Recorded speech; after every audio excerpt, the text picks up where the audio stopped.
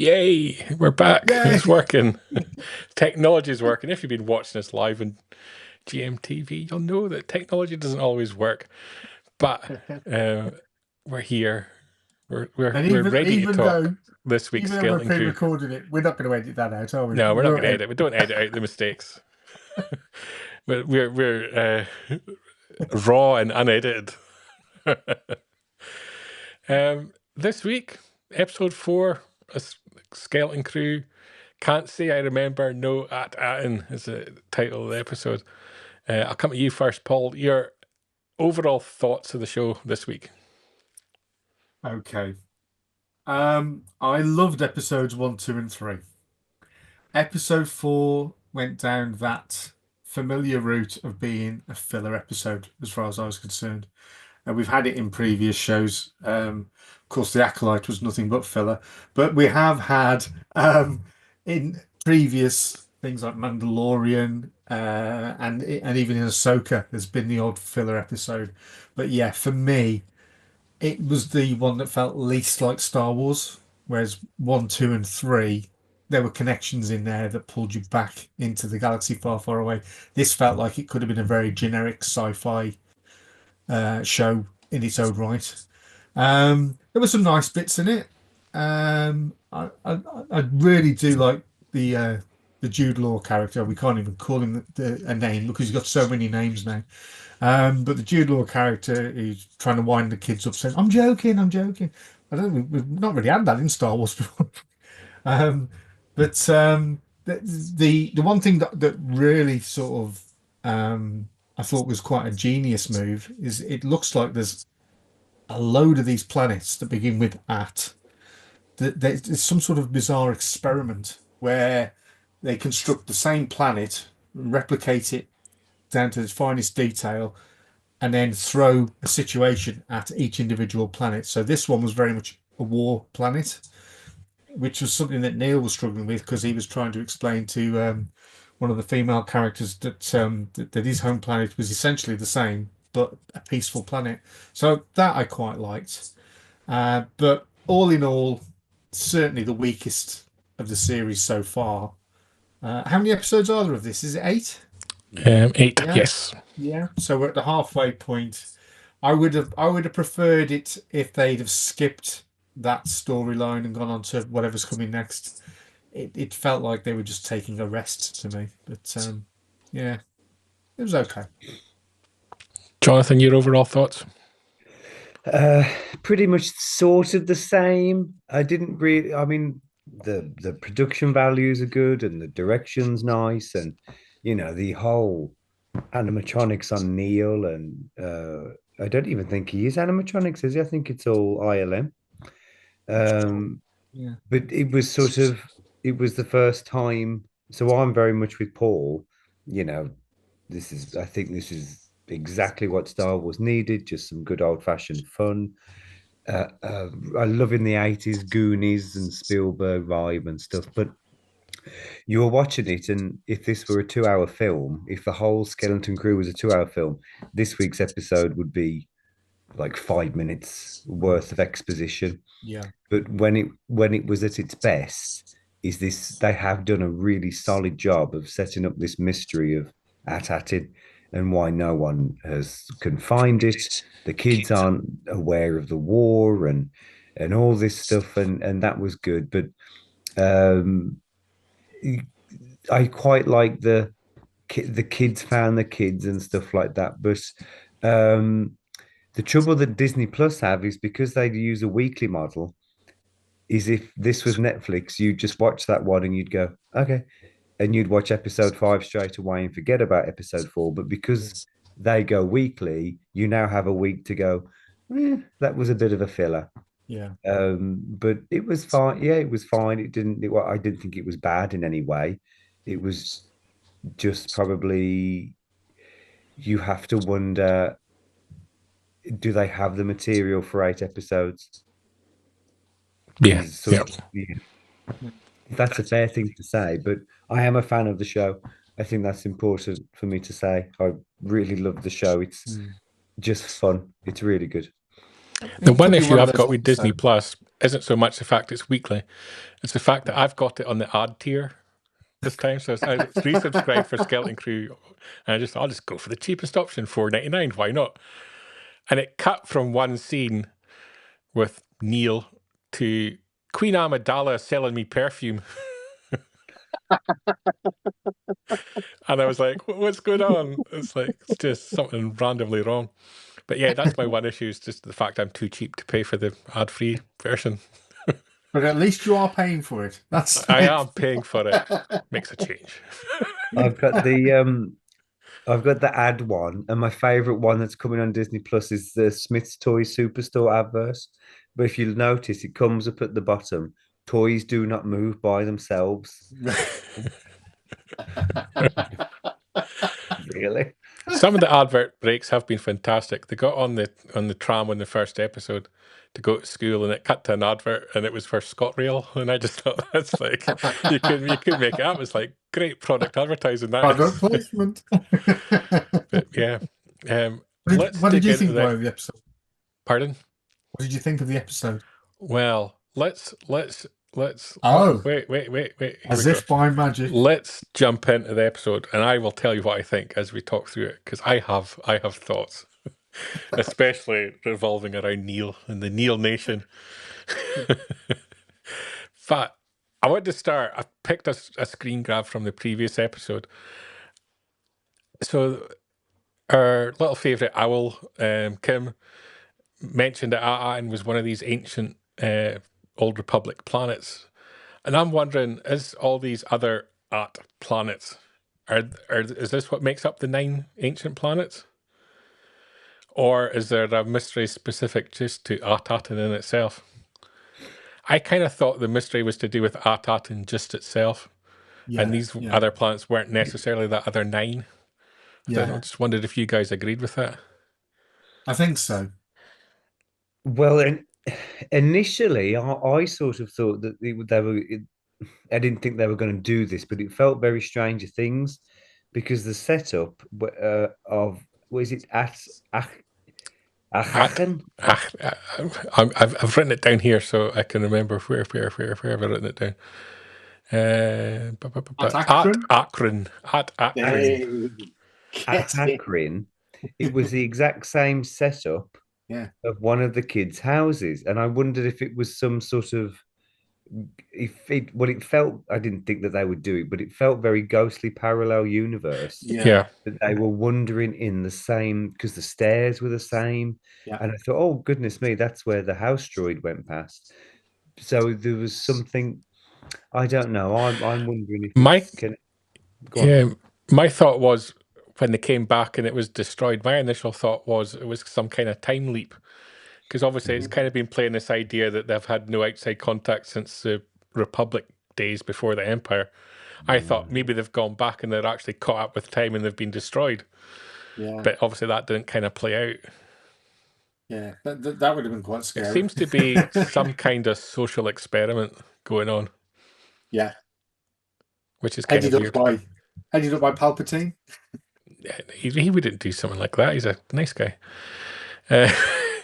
But I noticed when they arrived at the planet initially, it had sort of like I guess I'm going to call it security kind of bases, kind of there. That's kind of protecting the planet, similar to what you would presume A'atin's got to keep people away. So it seems to have the same kind of setup. Oh, which you can see on the screen now, like the security things around. Yeah. And the kids initially thought it was their planet. It kind of looks almost exactly like their planet. So how do you sort of make an entire planet look like somewhere else? Yeah. It's kind of. I don't think they weren't traumatized enough by that, were they? Really? No. It was kind of strange. And they kind of venture down, and then they start to realize something's quite not really right. And venture out, and the traditional Star Wars fog. We like a bit of Star Wars fog, and to like a playground, which was kind of seemed familiar to them. So almost, as you said, it's kind of an exact replica, isn't it? It is, yeah. And that was striking, wasn't it? So it's effectively her house, and it has if you look on the left, you can almost see it's kind of got a mural similar to what she had in her Yes. house. Yeah. So yeah, you can see the murals a little bit better there. And yeah, it's kind of just really odd, and I kind of like a mystery, so I'm kind of digging it. So I know this. I love the mystery element to it. I think Yeah, for the first time, we don't know, and that's fine. And you can, and the fun is the speculating. yeah. Yeah. Yeah. I kind of think, whilst this episode kind of feels like a filler episode, by the time we get to episode 8, this episode might have a little bit more importance to it. I was going to say that. Yeah. Yeah. Sometimes you need to see the end before you can go back and appreciate the middle. Yeah. We also had an interesting bit with Jod when he steals some money from the kids' belongings. And From their college fund. yeah, it's pocket money and it's worth millions to everybody else. Yeah.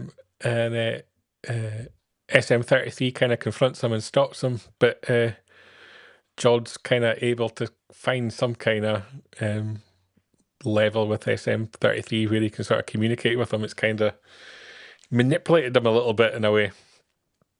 And I'm really enjoying the two of them. All their interactions have been really good. I'm not a Do fan you, of droids, as you know. But do you suspect that they actually know each other? I suspect that Jod knows SM33's original captain. Yeah. Yeah. And we're going to get a Captain Jack kind of, and Captain Jack's father kind of moment.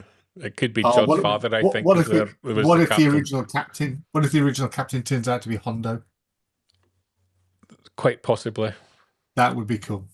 Hondo's ship was in episode 3. Yeah. Okay. In the spaceport. Yeah. Yeah. I was going with the theory that perhaps the captain of the original ship was Jod's father. Right. And that's when we'll find out Jod's real identity. Yeah. Yeah.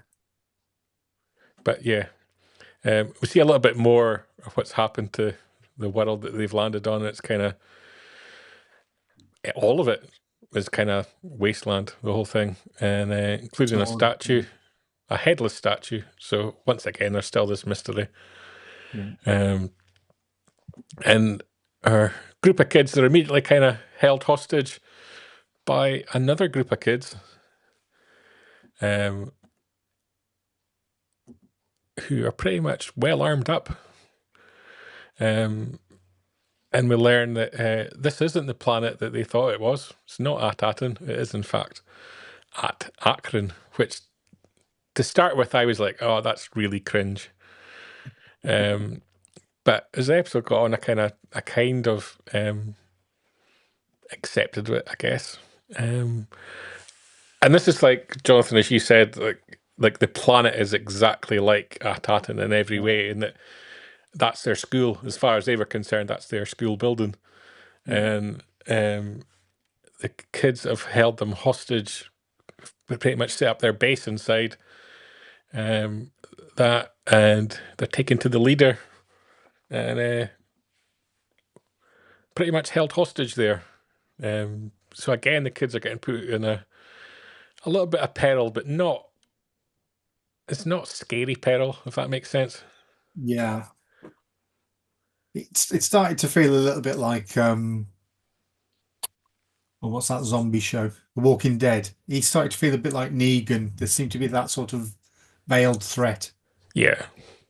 So General Strix is the leader's name, and we find out that the young girl soldier that's they originally encounter, Hina, is his daughter. And that becomes a little bit significant, I guess, later in the episode. Yeah. But talking about the bit I spoke about, how Jod kind of manipulates SM33 a little bit here, is kind of gotten SM33 to the point where we kind of know that at this point that he actually does know about At-Atin, and there's something that's blocking his memory and holding him back. And I think Jod kind of realizes that, and he's kind of trying to coax him out of him a little bit, so he kind of takes him off the ship. But things go wrong, and they meet their own group of soldiers, and he's held hostage himself.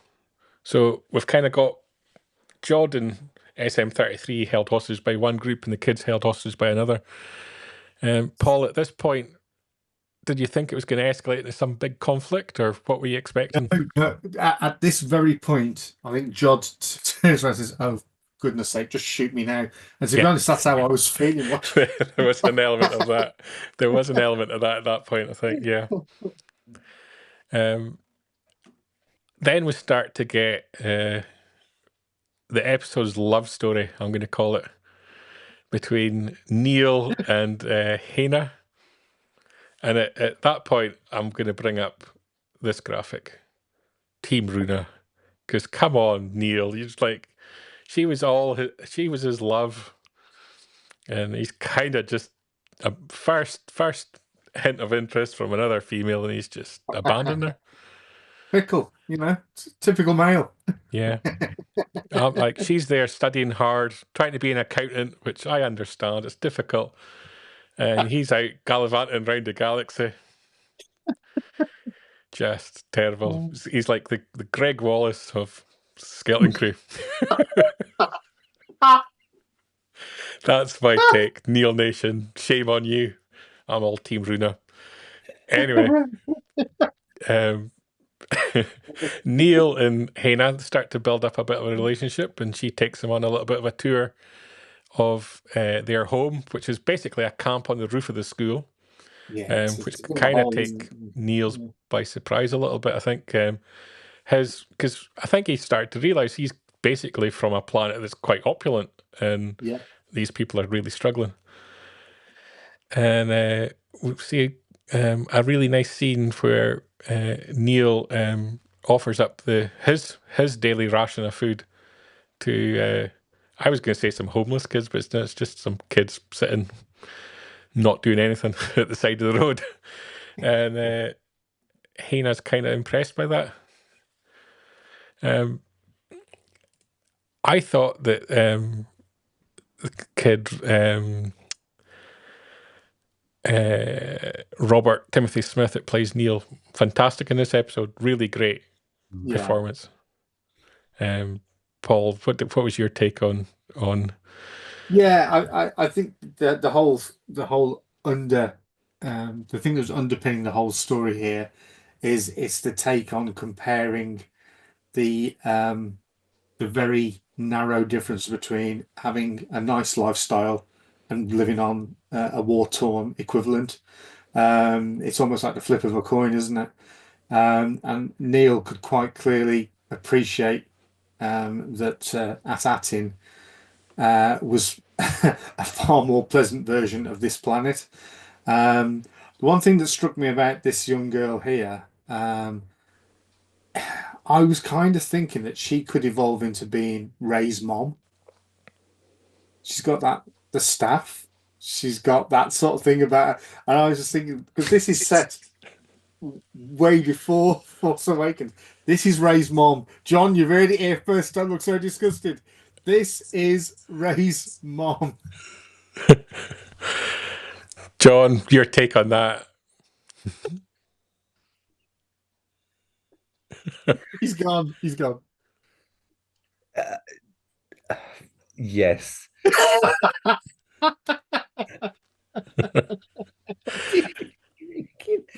Yeah, I too thought, well, I thought that this was Lando's sister. Uh, Don't mock me, young man.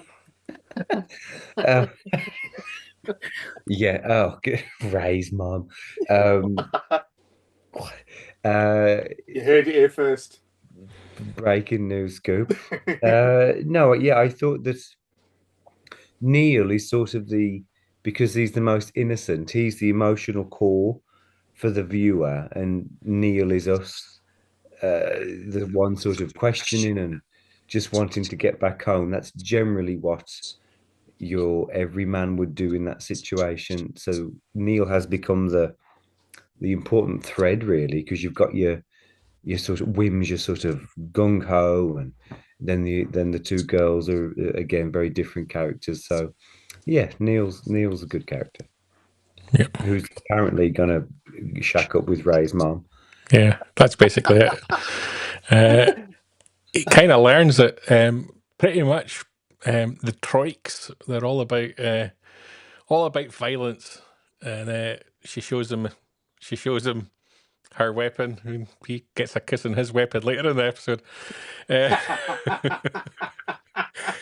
but this is the start. This is the start of Neil forgetting about Team Runa.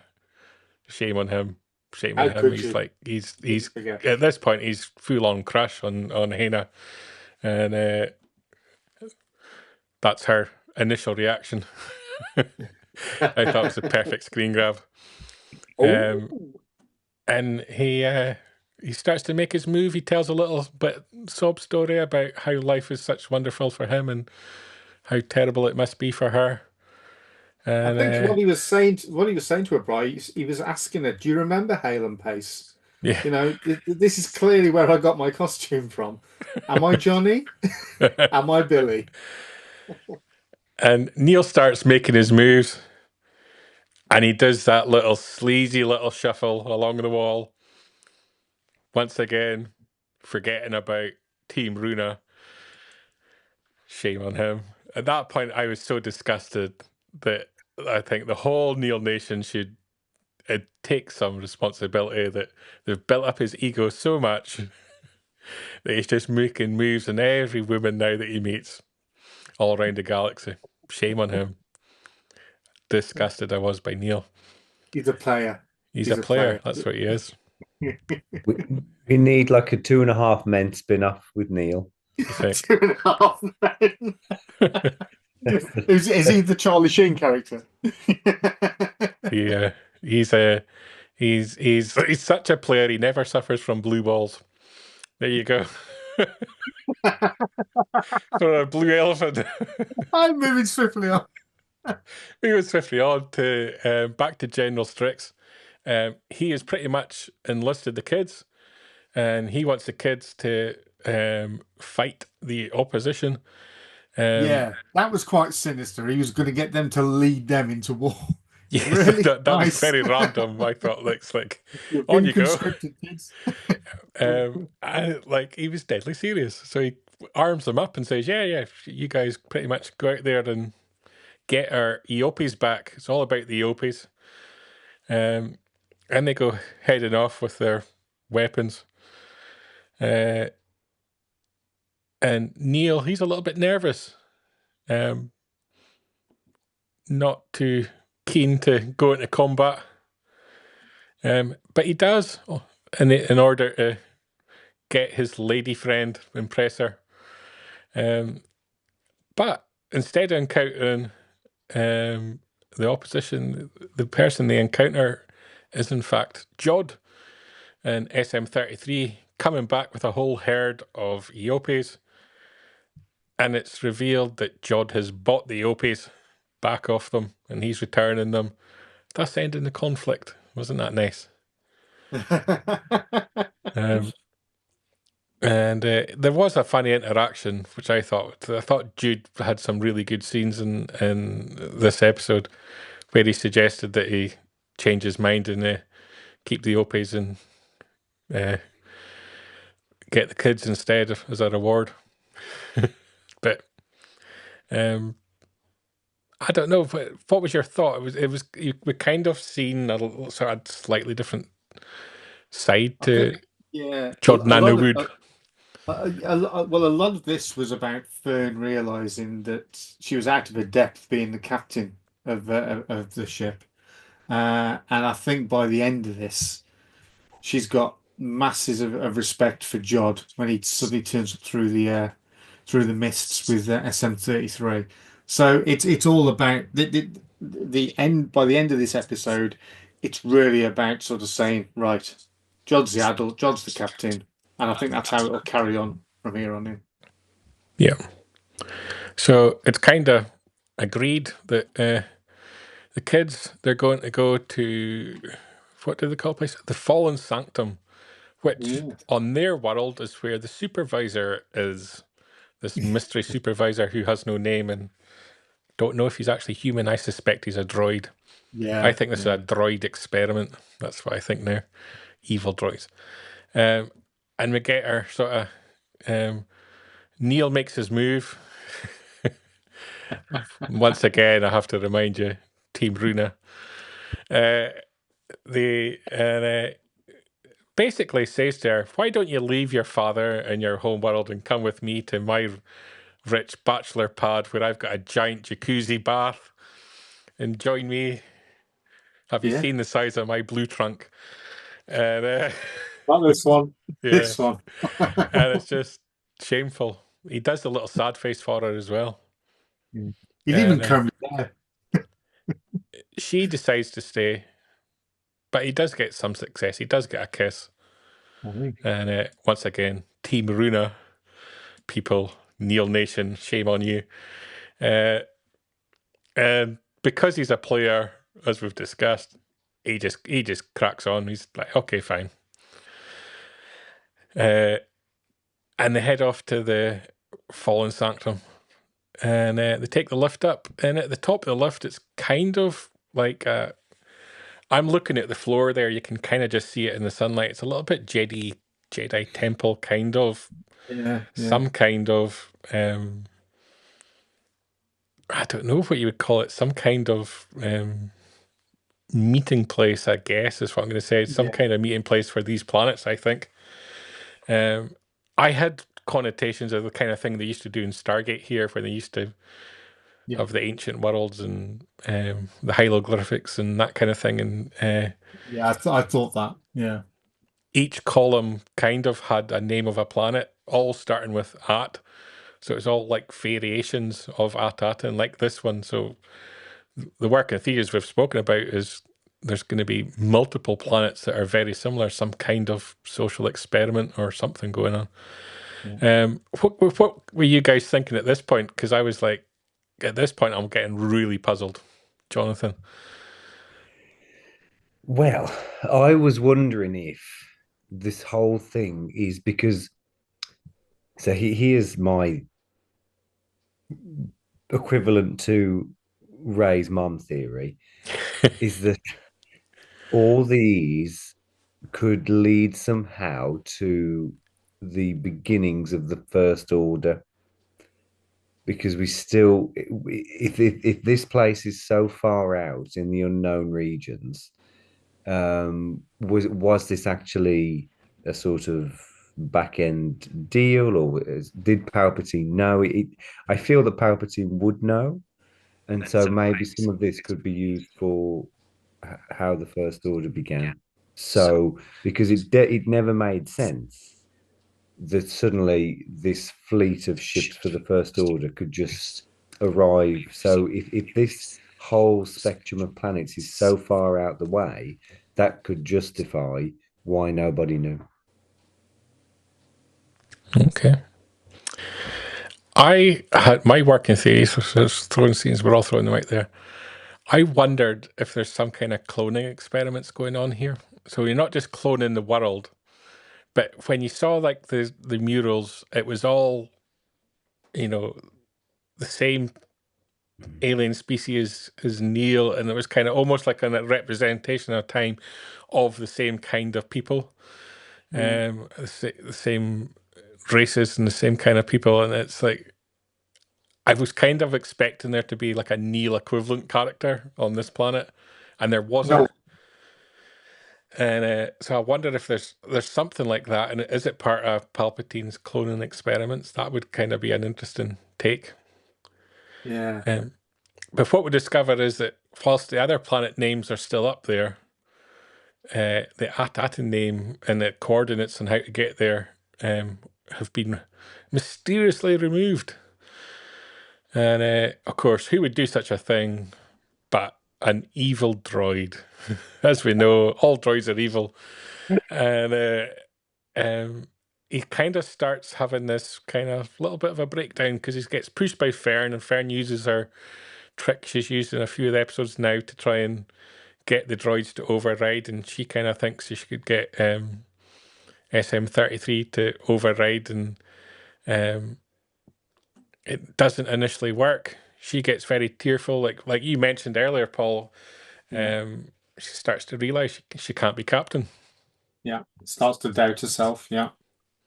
She gets some sympathy from Wim, but then she decides to let's really push it, and her and KB really try and push SM-33 and get him to override and tell them about Artatin, and it kind of works to some degree. She tells him, "I'm the captain. You have to do what I say. Who told you not to talk about Artatin?" And he says that he was here before with his former captain, and his former captain told him that he had to destroy. It was him who destroyed the coordinates. But he also gave him another instruction that if anyone was to come asking about Atin, was to tear them limb to limb. So he does his Hulk impression. John, were you expecting this kind of twist that SM-33 was going to be the one who's destroyed the coordinates? He's going to be the one that's going to turn on the kids? Was this something you were expecting? You could have, yeah, you sort of felt that he always knew more than he let on, because he's a part of the ship, isn't he? And the fact that he's come along for the journey, I think it was the same. I don't know, that sort of bumbling side, Smee and Peter Pan actually knows all of Captain Hook's dastardly deeds, doesn't he? He's not just a foolish comic foil. But the fact that he was getting quite brutal with the kids caught me off guard. But I felt that SME, SM-33 is the connection to the past of the story that we don't know. Yeah, I think so. Paul, would you agree on that? Yeah, I think the fact that nobody's, said who was your captain. Nobody's asked the question yet. They're saving that one for a later episode, obviously, but that would have been one of the first things I would have asked. Well, who was your captain? Yeah, he was acting very weird, not only in this episode, but in previous episodes. He was sort of, he got his stuttering sort of dialogue, hadn't he? And clearly there's something going on scrambled in his memory bank somewhere. I like the fact that it came across very much like Biff in that alternate reality in Back to the Future 2, where as soon as he heard, he was told that if ever somebody turned up one day asking about coordinates, that I was to sort of rip their limbs off. It was a bit like Biff Tannen kind of thing. So I quite like that. There's loads and loads of little potted references back to 80s classics, and that was definitely one for me. But yeah, do you think that SM-33 has got all the information in him, or is he actually so sort of mashed up that we're not going to find out? Well, if we carry on, and I'll come to your point, answer your point. Neil, or the Lothario Neil, he comes to their rescue by throwing a brick, I guess, at SM-33, which causes SM-33 to do his best Sabrina Carpenter Gina position of the week with Neil. And it's up to Jod to switch SM-33 off,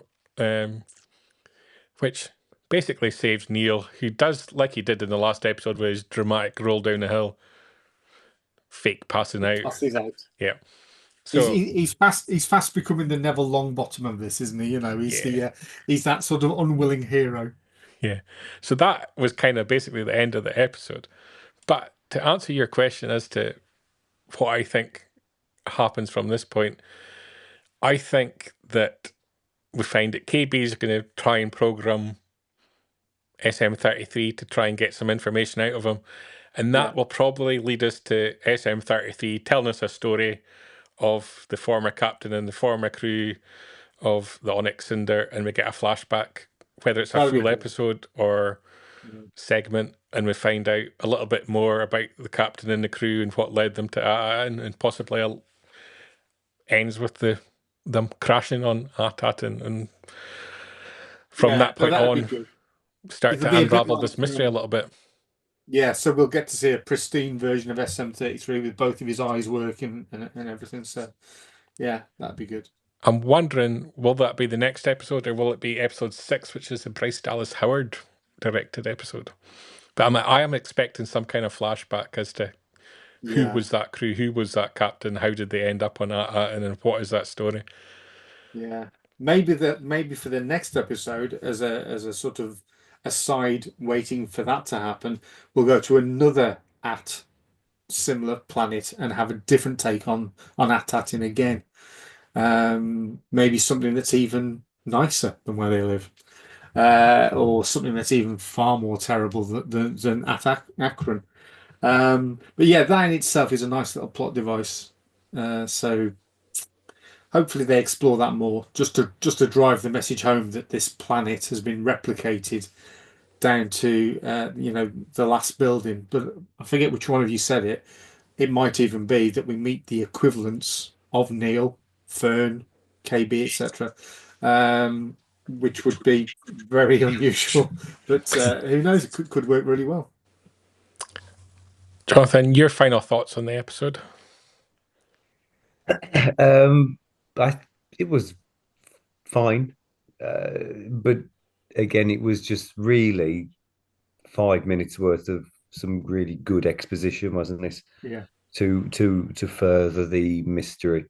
No, I didn't think it was bad at all. I just felt it was, it could have been a Yeah. few lines of dialogue, but it Yeah. was good. I think it'll be an episode we'll maybe appreciate more when we've got all eight Yeah. episodes together, but for weekly TV, it didn't quite work or capture the No. imagination, I think. I think it's left us with some very important questions, but in doing so, not really sort of been that interesting or exciting to watch. Yeah, I think so. And on I that wonder note, if kids who watch it might be a bit bored by this one. Yeah. yeah. And on that note, let's end the Bon Voyage for this week. And just remind everyone, Bon Voyage is part of Good Morning Tatooine, your weekly recap of all the latest Star Wars news, which live streams every Sunday at 9 p.m. in the UK, 4 p.m. in New York. Unless we're doing a pre-record like we are tonight, when it won't be live, but it'll still be there. It'll still be there, so you can still check it out. And we'll be back next week to review episode 5, so we'll see you all then.